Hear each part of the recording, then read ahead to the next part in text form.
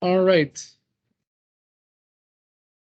Hey guys, so just to give context to the recording, we're doing a very quick intro gravity sketch demo, and I'm showing you how to cast your headset. So you go to Oculus Casting, basically. If you download the app, is that same way.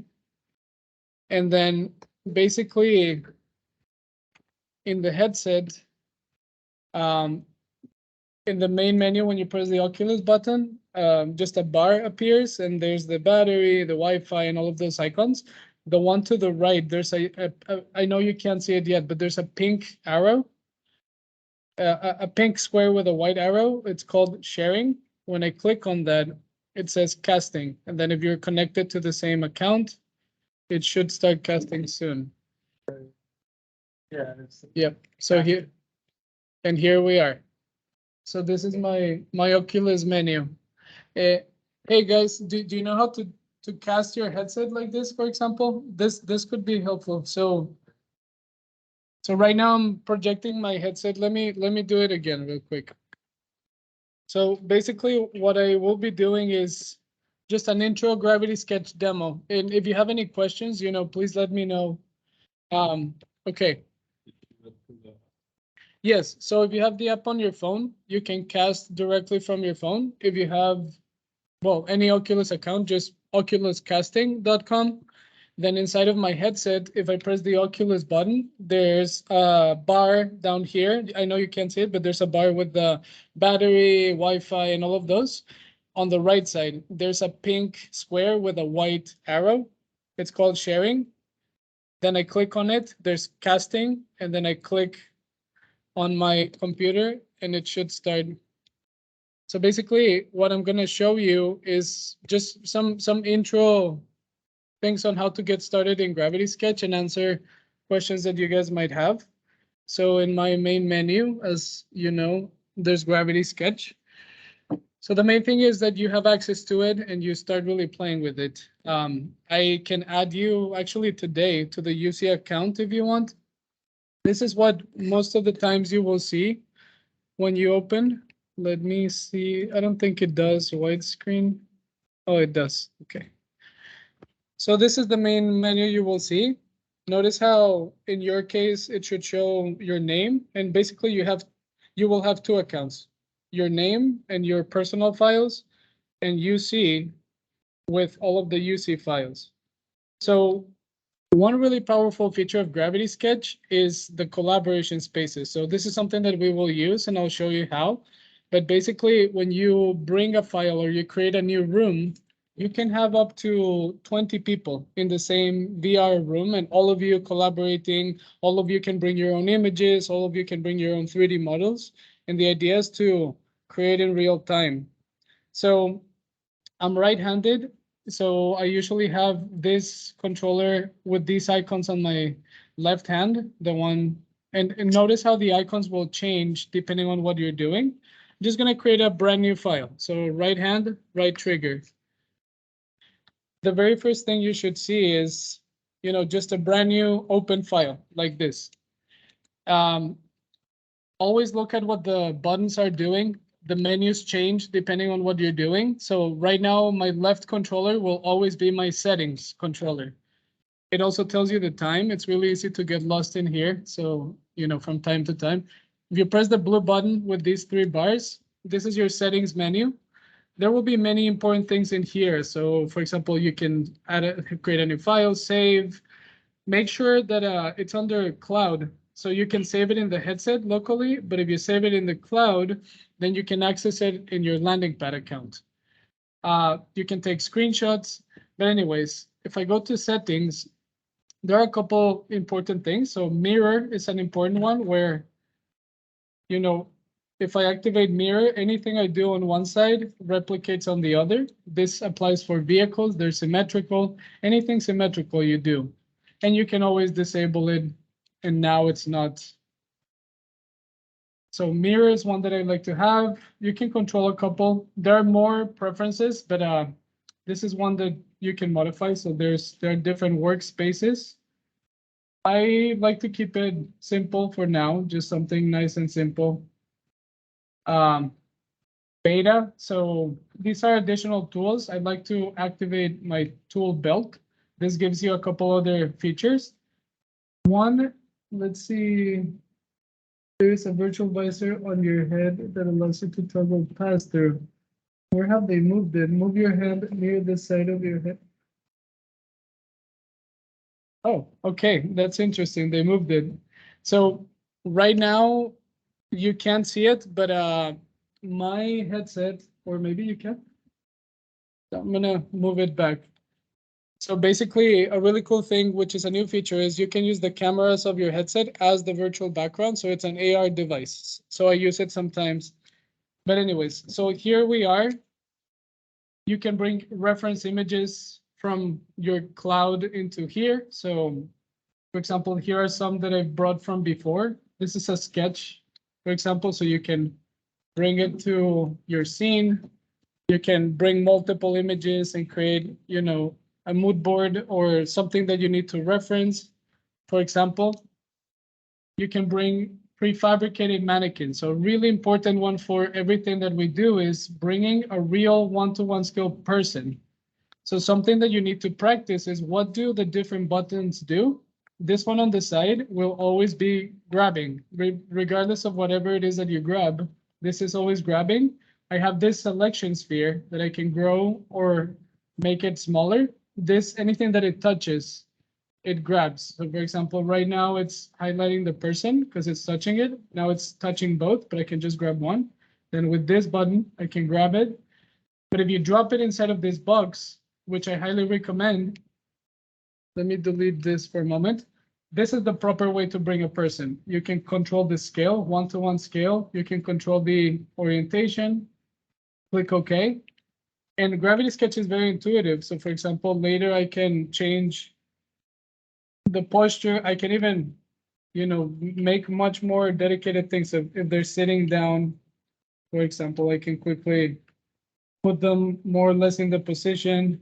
So if they're, and you can have them like that. And basically you will learn how to do, the basic thing is how to understand the command. So for example, I can quickly bring two people. They are one-to-one scale. I know that because I brought them through here. And everything is layer based. So just like Photoshop is.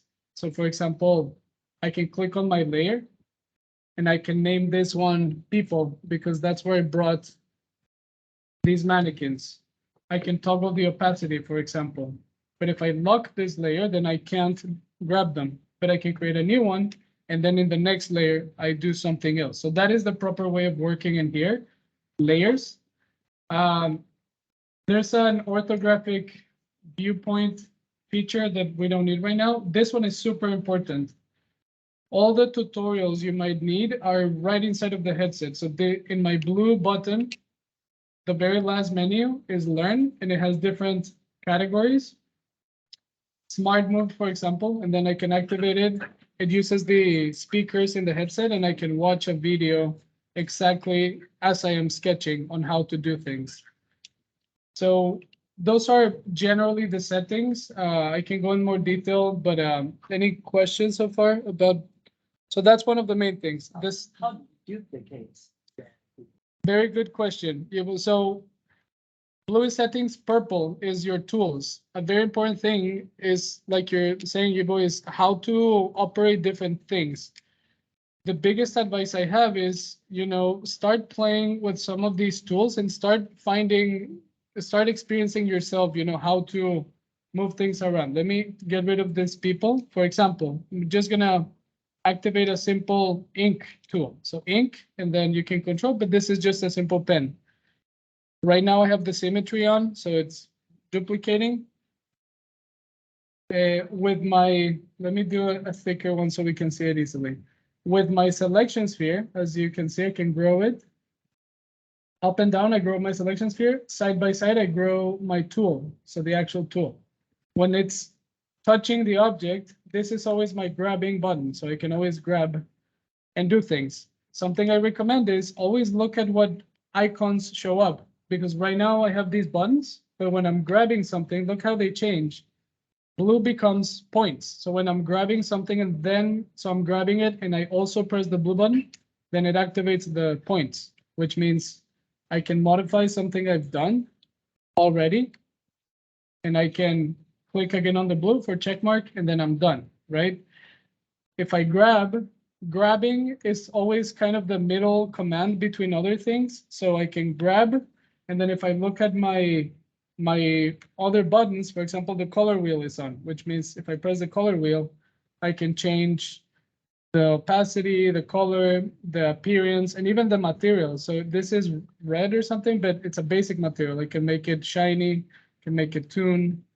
So there are quite a few things. And again, selecting and then points, selecting, then color, and I can duplicate by selecting and trigger. So for example, selecting, trigger, just very quickly. Very quickly, you can get some complexity, right? With my red button, if I look, it's a narrow back. So that's how I can go back. Another one, so selecting and trigger is copy. Selecting and the red button is deleting. So I can delete. Honestly, once you start practicing some of these very basic commands, everything as you get more complicated will operate in the same way. For example, moving, well, I can just select, hold, and I can move things anywhere, right? Of course, this can get very, very complicated, or like you might lose the accuracy. So there are other ways. For example, when I align both of my controllers in any axis, so if I align them vertically, you can see a blue line, which means when I hold my grabbing button, this one, it moves only on an axis. So this is much more precise. If I align them this way, it's a green line. If I move them in this way, it's a red line. Those are very controlled ways. And same for once you start practicing, you can do more complex things like moving along an axis, but at the same time, I'm pressing my trigger. So look at how quickly I created a very accurate duplicate of something that I was doing. So generally, those are the kinds of things. Remember, I have my people in here. I'm just changing the environment really quick. So these are my people, one-to-one scale. The method that I recommend is you have some prefabricated models. In the same way we had the person, you have other prefabricated models and you can bring your own 3D models. One that I really like to use is this one, a chassis for mobility. This is very helpful.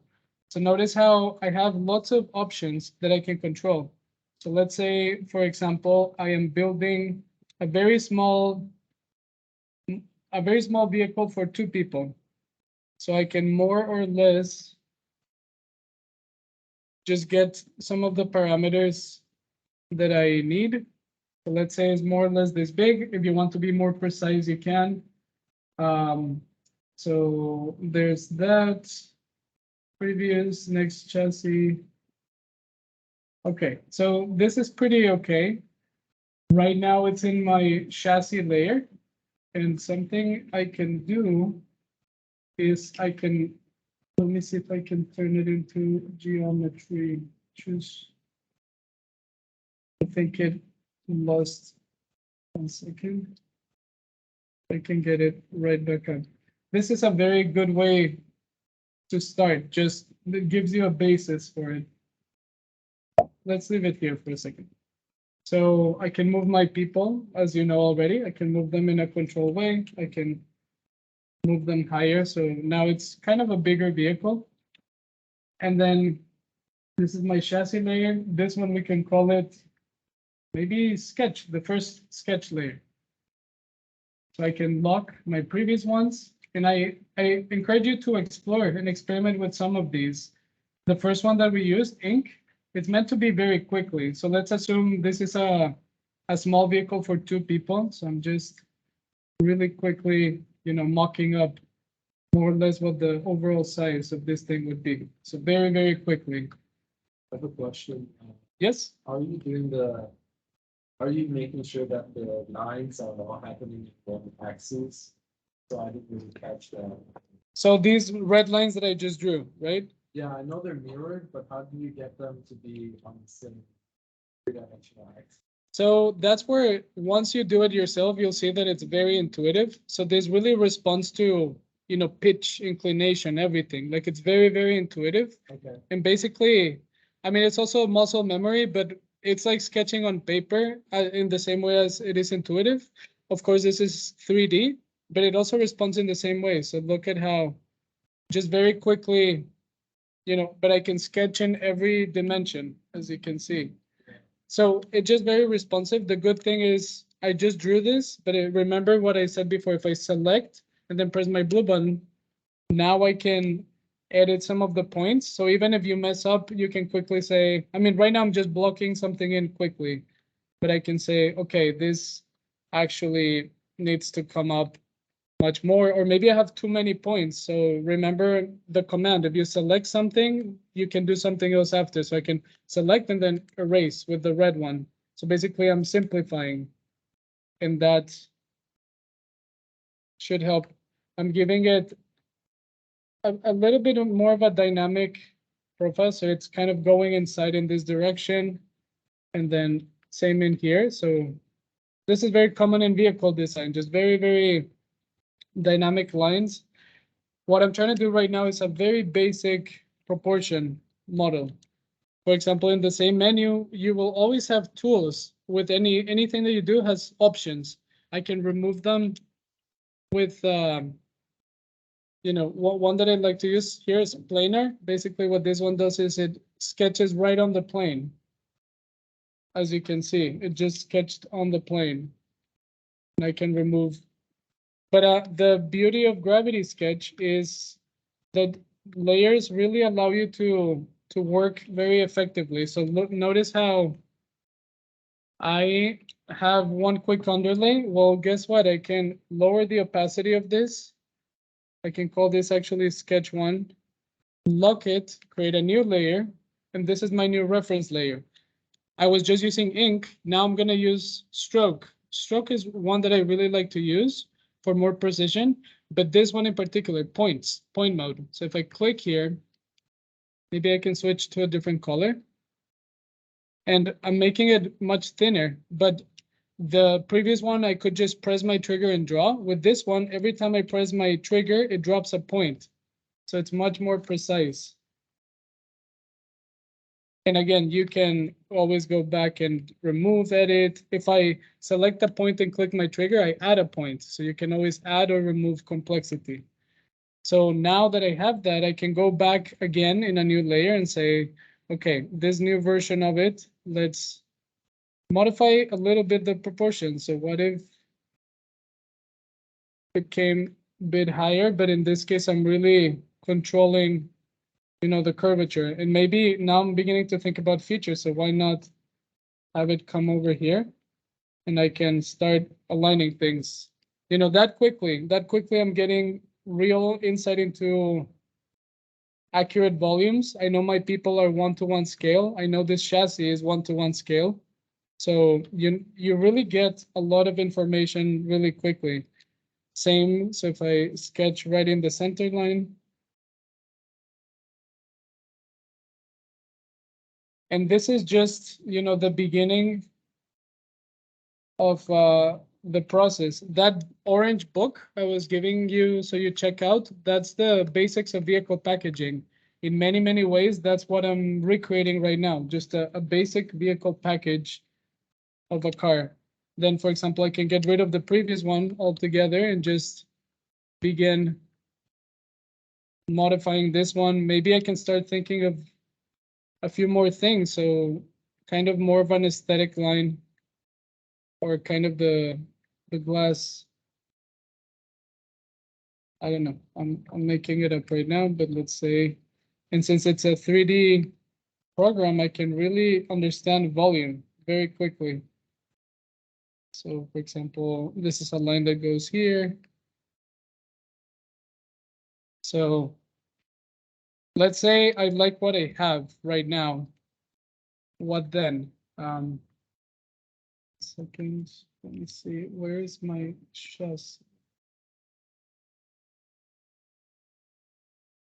There is a way I can make this chassis permanent. Here, okay. So let's say I like what I have right now. I can unlock all my layers. And in the same way I was duplicating things before, now I can just quickly grab everything, duplicate it all, create a new layer, change it to a different color, and start modifying, making annotations from it. Maybe this one needs to have a negative profile like that. Maybe, you start really making some decisions, and here I can get into, this is an important one. So notice how when I'm zooming in and out, it has a percentage. You can change how that goes in the settings menu. But if I zoom into 100%, this is exactly what it would feel like if I were inside of this vehicle. Notice how I sketched this in, I don't know, 1 or 2 minutes, but I'm already beginning to understand that. Then if I, for example, start doing any additional details and say, okay, maybe this could be a mock-up of a steering wheel. And honestly, these things, I know it looks like it's very, like it might be difficult to recreate. I promise you, once you start creating in here and you become comfortable just with what the buttons do, it's actually pretty quick. So anyways, and then I can go back to my person and edit that. So my person, and I can say, okay, the elbows are kind of weird, so I can tweak the shoulder, and then, but it's very, very intuitive this way. You can even modify the knuckle if you wanted to. Like that's how precise it is. It's still kind of weird on here. It's a little bit better. But anyways, 100%. And then that, so honestly, the beginning stages of a gravity sketch scene will be like this. And then I would also add, that you can bring your own reference images. So these are, for example, student images from before that I've saved. You've saved them in your landing pad, you can bring them. And these can help you a lot. So if I have a side view sketch done by hand, I can bring that as my canvas and I can trace it in Gravity Sketch, for example.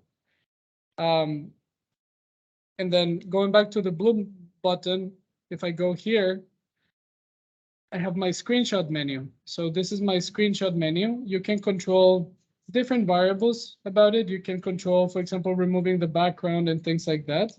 So for example, I would get rid of the floor for a moment and go back to my screenshot in my settings, remove transparent background. And now, for example, I can take a really nice screenshot. I can even change the angle of aperture.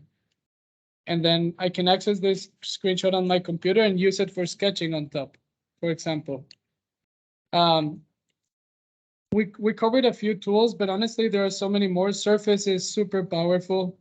So for example, in the same way that I was using stroke with points, I can use surface with points. What that does is with my left trigger, I activate it, but with my right one, I start dropping points.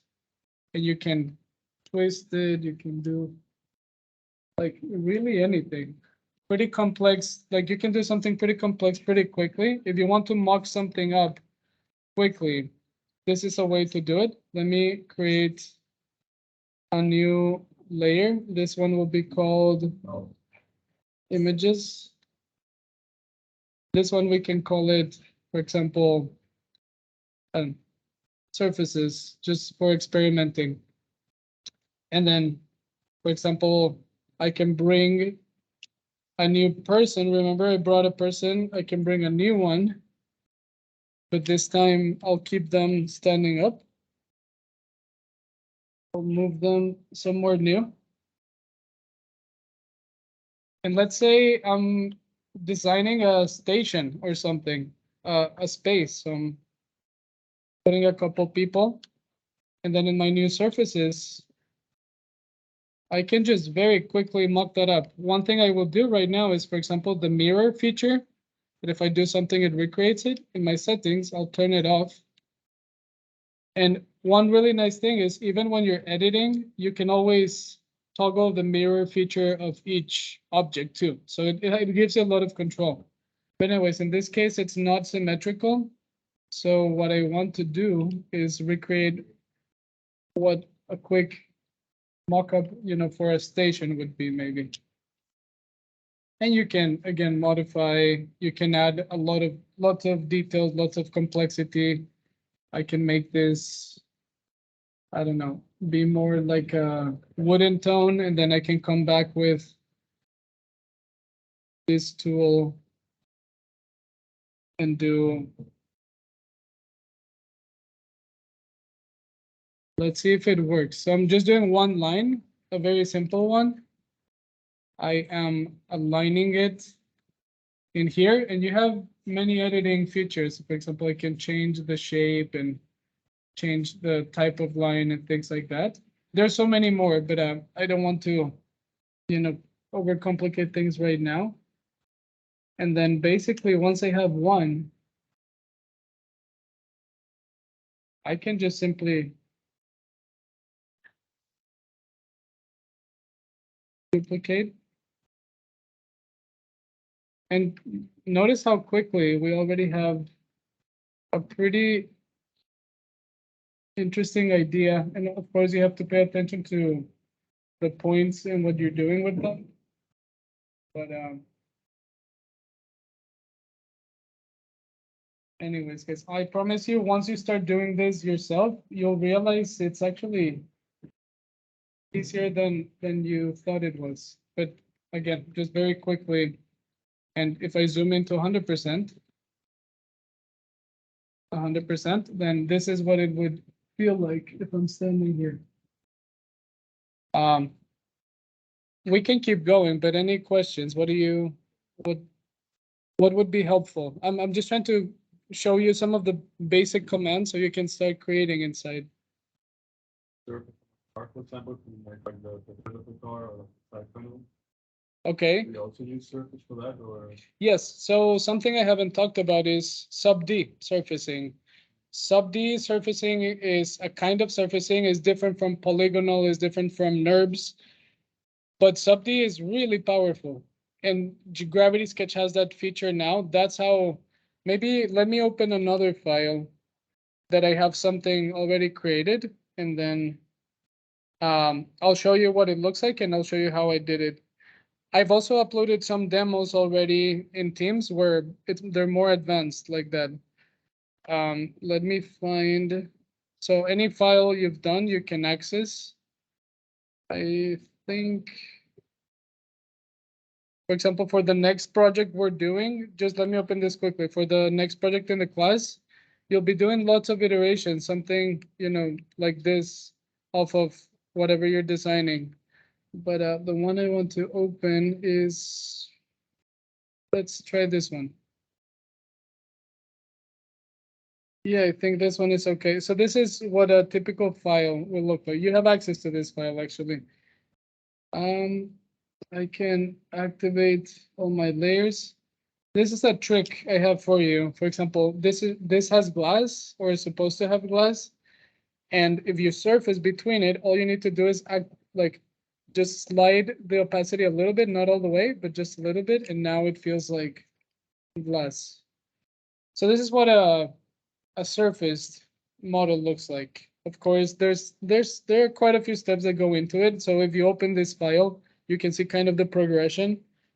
This is what I'll have everyone try to do at the beginning, a nice proportion model with good line quality, with good aesthetic sensitivity. So this shows the proportions and the size, but it also shows some aesthetic features. So where the form language is going. This is kind of a version improving from it. I even sketched quickly where the seat might go, where the steering wheel might go. The next version from that, like we did in the demo before, is a cleaner line drawing. So the lines in here are much more precise, much thinner, and I've gone back and forth a lot. So the method we will learn is you start on paper, you build some of what you have on paper here, then you go back, take screenshots, go back on paper. These are screenshots, and then I sketched by hand on top of them, just improving the design. Then I came back here, and as you can see, I start kind of looking back and forth and recreating. And then there's a point where you have enough information about the design that you can keep refining it, cleaning it up. And there's a point in which, even on the inside, if I zoom in 100%, this feels a little bit more defined, more detailed. It feels about right. I would probably bring it up a little bit more. But basically what you're saying about surfacing, let me show you what sub-D surfaces are. So I'm gonna use this as an example. Create a new layer, or maybe I'll just use one from before. You can delete layers too. Okay, so if I go, and again, you have so many different tools in here. Open a new. I would encourage you to play with many of them. Just gonna remove the floor. So for example, the main one I use is just surfacing with points, and then I make it into a sub-D surface that I'll show you. But there's also revolving. So anything cylindrical like a wheel, for example, it's pretty powerful also. So just to show you real quick, yeah, you can get some pretty complex shapes off of here. You can always, so the same, when I select something, if I click on the opposite button, the same one, I can scale up or down. And if I'm not selecting anything, that's how I zoom in and out with both. Zoom in and out, scale up and down. So those things kind of make sense, and you can get more complexity, for example. You turn the circle, yeah. This axis, so with my left controller, that dictates the axis. And this is actually not that intuitive, but I learned it last semester where you want to be very precise. For example, exactly here, it's very hard to align. But I think if you half press, so if you don't press it completely, but half press it, that's how it snaps to an axis. So look how it becomes red. That means it's perfectly aligned. And if I align it even better, I can come in perfectly, exactly in the axis. And later I can go back and edit some of these points. And for example, that's how I would create a quick wheel. And there's so many more things, but let's talk about the surfacing for a moment. So regular surface, point mode. The thing with sub-D surfaces is I'm gonna do something very simple. I just did this in the regular mode. So it's basically a surface that has 3 points here, 3 points there. So 2 faces. In my menu, there are so many things I can control. For example, I can make this symmetrical on the other side. There's one called subdivision. And there are some other ones, but when I click on subdivision, the main difference you will see is it doesn't have straight edges. Right now it has. When I click on it, it's rounded. And there are a couple differences. So let me do the same surface before. This is before, and this is after. In regular surfaces, you can keep adding points like this, but it's not as intuitive, not as responsive. Sub-D surfaces, the way they work is, think of it as one continuous surface. That is the main difference. I can either select the face, I can select the edge, or I can select the point, the vertices. And basically how sub-D works, let me delete this, is I can select something and extrude. Notice how it begins extruding only that. But for example, if I extrude this side, now it's kind of disconnected, but it's one surface. So if I snap this point here, it joins it. It's a smart surface that connects, basically. I can also, for example, if I extrude it here, extrude it here, extrude it here, it starts becoming more complex. I can even extrude a whole face. So I can extrude this out, and I can keep doing that if it makes sense. But you can get very complex very quickly and very accurate very quickly too. Why this matters? Well, when I have a sketch like this, the key with sub-D is you start simple. You start small. So for example, I draw one patch, and I did it with my surface point mode. Then I select it and points, edit, and I have my menu. I activate subdivision. So now it's a sub-D surface. basically what that allows me to do is once I align some of the points, and I can control the middle. Like if I have this line in the middle, it helps me control this part of it. But if I start selecting some of the edges, I can start extruding. And notice how pretty quickly I can start connecting some elements. Of course, it will be a game of aligning things properly. So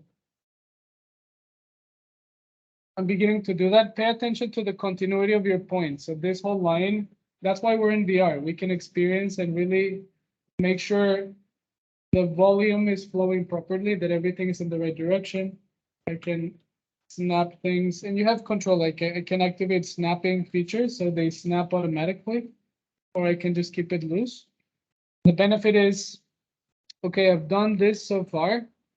What about this whole area that has a different shape? Well, that's the benefit of sub D. I can just select this side, for example, start, and it's VR in 3D, so I can, oops, second. It's VR in 3D, so I can really approach it in every single angle. The main difference is the more points you add, the more complicated it will be. So my advice is keep it simple. For example, right now I have too many points, so I can select the whole line and delete it. So I can simplify. That's actually a good thing right now. I don't want to overcomplicate it just yet. Keep it nice and simple. And it's beginning to follow that. And then pretty much the same approach. Look at your settings. This one, for example, is right now I can just select one edge, but if I click here, I can select the whole loop if I needed to. But I'm going to keep it simple. So for example, I have 1, 2, 3, and 4 squares. So 1, 2, 3, and 4. If you would have selected the whole edge, could you have made an offset of that edge? Yes, that's exactly right. Yeah. So those are the benefits of sub D. Exactly. You can. I'll show you in just a second. Basically, what I'm doing is just snapping these points so it connects. This is essentially what sub D is, and it's a very powerful surfacing tool. And then basically you can just keep going in the same approach. And well, right now it's bright yellow. I can make it different. Right now it did a selection square. Anyways, there's so much more. So once I'm in the sub D menu, again, like I said, pay attention to what icons appear. With this pyramid, this blue pyramid, I can toggle between different modes of this visualizing. So I can visualize only the edges, only the faces, only that. But a really cool one is the tools, this black one. If I press there, this gives me access to more features. You don't have to know about these yet, but I'm just going to show you one so you see the power. Crease, for example, is one of them. So this is a soft, well, before I do it, this is a soft surface. So as you can see, it's very continuous. But if I select this and I put crease, basically I can select this whole edge, and I'm telling the software basically this is a hard line now. And as you can see, it makes it a hard line. Anyways, that's exactly the approach to get onto much more complex things. And that's how you can surface something.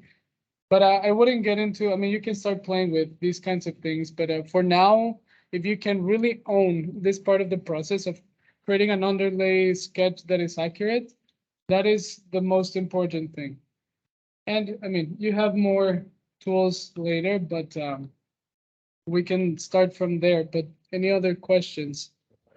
With the painting, it was really glossy on the surface. Can you change the material inside preference get to go or? Yes, you can. So and that's what I did initially. It wasn't glossy. So when I select any object and I press my color wheel, you can change the material up here. So basic, reflective, tune, flat, and so on. So one that I like to work with many times is Tune, for example, or just the basic one. But since I'm working on surfaces, it's easier to see them like this. But yeah, you can. And notice how I did it on one side, but not on the other. So I forgot to do mirror, but if I click mirror, it won't fix it. But when you're editing a surface or anything, one of the options it gives you is mirror. So now I have that. And then I can go back to 100%. I can put myself in the point of view and I can validate, okay, is it really wide? Another really important tool is measurements. So in my purple menu, I have a measuring tool. Super, super valid. And that's why we have to build one-to-one scale in one-to-one scale. So for example, I can say with confidence, this is exactly 24 centimeters, exactly. And we can build that physically in the lab too. And that's why we do physical and VR, because you can really accurately, if you build something accurately, you can know exactly how big it is. So, but yeah, guys, honestly, many things in the, if I switch back in here for a moment, in landing pad, you have access to really, really good files. So a big part of everything I'm showing you are files that you can already access. And I encourage you to open some of these. So in the UC for example, you can go into the collaborative rooms and open many of them. In our Teams class, especially in demos and resources, you will find lots and lots of pre-recorded demos like the one I'm recording right now. Some really, really good ones, some more advanced, and links to recorded demos in other places. So just know you have access to many, many resources. So the last thing I want to show you is, I don't know why I did that. So this is my personal space. If I switch back to UC and I go to landing pad collab, here's where I can find many of the files that are shared. I don't think it's still on the website. Oh, that's true. Thank you for saying that. Okay, thank you. Let me go back. So I was in my personal space. If I switch to UC then I go to landing pad collab. Here's where we can all collaborate at the same time and have really good design sessions. But you also have access to other files. So I'm just going to open one of them. This is a final presentation file from a Mobility One studio. So it's students who, this was the very, very first studio they had in mobility. So I taught this studio back in the spring. And at the end, I asked them to create a poster of their story and everything, but build a VR experience of their design. So the one that you will see, it's finishing to download. The one that you will see is a 2040 concept for Tokyo. So a vehicle concept in 2040 for Tokyo. The beauty of VR in this case is this, the student who did this, Sophie, she built a floating island that encapsulates her concept.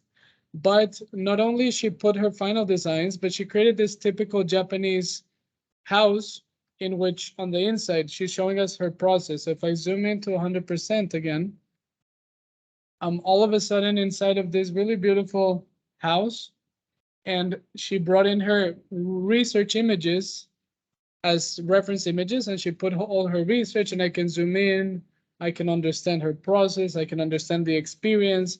Basically, her experience was in 2040 in Japan, she researched that people were not going to meet other people easily. So young people would be very isolated, very lonely. So dating was going to be hard. So she designed a future dating experience in 2040 in Tokyo.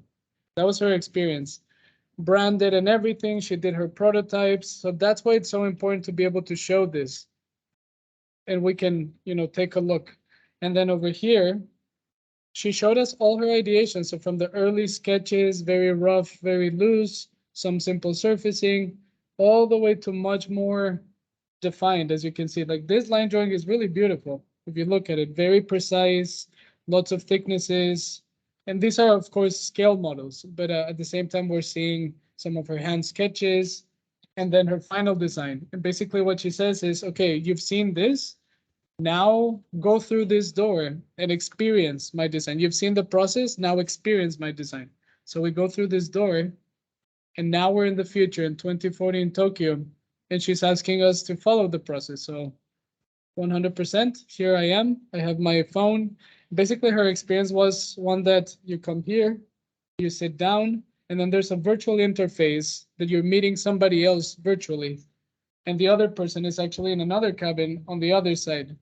And like a reality show, if you guys like each other, then the both cabins rotate to each other, and now you're facing each other. Like if you like each other, then it's an in-person event. If not, then you just both leave from opposite sides. And anyways, so this was an example. This was built in Gravity Sketch, and it's an example of not only for creating, but for storytelling. Could be interesting. And to go even farther, you can put these kinds of things in Sketchfab, for example. So your website can have an interactive experience like this, in which anybody from their computer could interact with it. That's kind of a basic overview, but does anyone have any questions or anything that would help right now?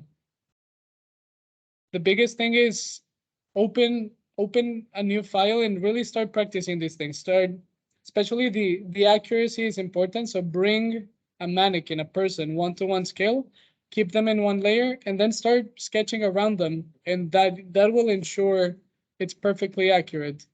Yibo, since you have access to the EDU account, can you open your Gravity Sketch and go into the collab spaces, and I can show you where, so we can show what that looks like.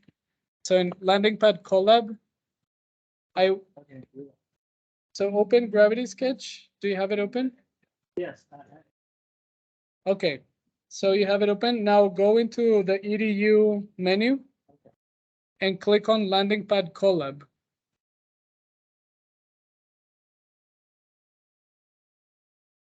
It's one of the first icons when you open Gravity Sketch. Do you see it?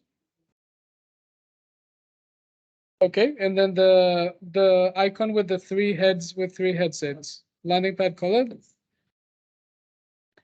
And now I'm opening a brand new file. 1 second, called it hasn't opened yet. It's called test, but in lowercase, I think. Tests. Yeah, and I'm inside of it. It It's has 2 tests. yeah, I think it's one with lowercase, I think. Okay, so Yibo is here. So basically right now, and I can mute myself 1 second. Okay, because this has audio. So Yibo, can you mute yourself on your left controller? There's a mute button that you can click. Yeah. Okay. Anyways, so in here, start playing with it. You can find any tools, and this is what a collaboration session looks like. So I can start, for example, I'll start by bringing a person here. You can bring another one on the other side, for example, and then it's a very powerful feature to be able to collaborate in here.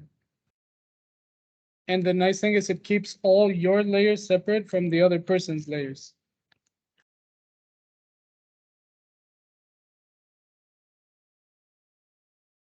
So, for example, in this case, let's say we're building some kind of a station for 2 people. And these are the kinds of exercises that could be helpful, especially for many people at one time. You can get in here and start just playing with this. So this is, let's say, some kind of a station.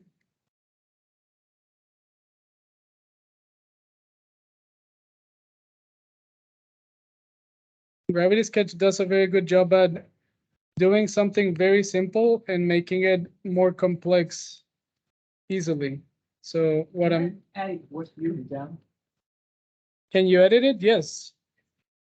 So in your layers, when you open your layers, it says my layers, but if you switch that, it shows all layers. So I can open yours too.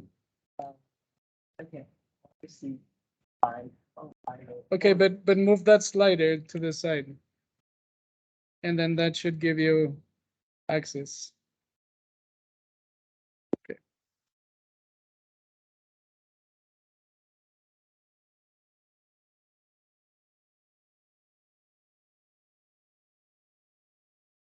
Just trying to create something.